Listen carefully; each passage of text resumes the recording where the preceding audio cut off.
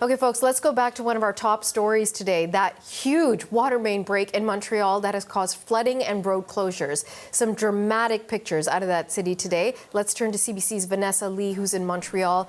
Vanessa, we've just heard from officials right at the top of the hour. What more have you learned about what's going on there?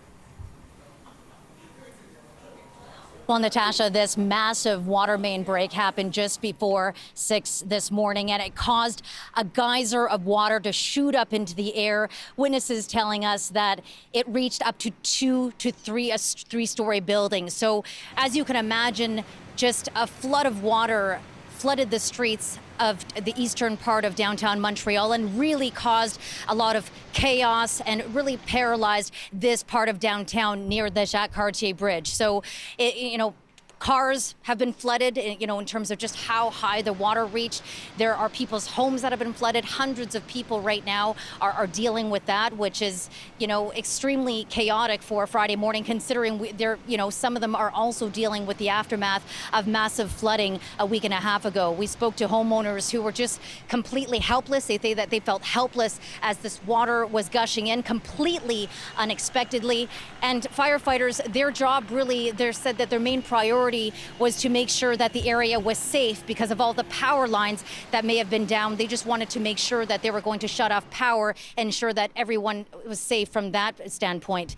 In terms of the water, the quality of the water that gushed into the streets, officials say that it is clean, it is drinking water, and so that there shouldn't be any concerns. Here's the mayor. The quality of water is fine, so you can drink the water. If it changes, we will inform the population, but so far so good. Last thing is that even though there's less water in the streets, it doesn't mean that it's all good.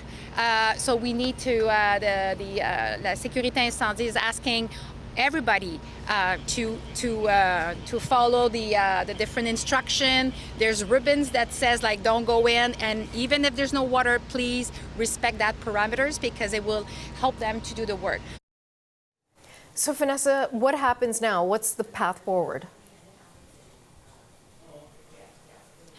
Well, officials were, of course, asked a lot, why is this taking so long? So this happened before 6 a.m. And right now, in terms of the geyser of water, it's still not under control. And they say it's because this water main is massive. It's 84 inches in diameter, and there are 4 valves to shut off. And they say that each valve takes 1 to 2 hours to shut off. And of course, they have to do this very delicately, very carefully, because they don't want to cause any undue pressure on the system to then cause other problems. And so they are urging people for their patience. They're asking people to stay out of this area, this eastern core of downtown Montreal, to allow officials to do their work. Natasha.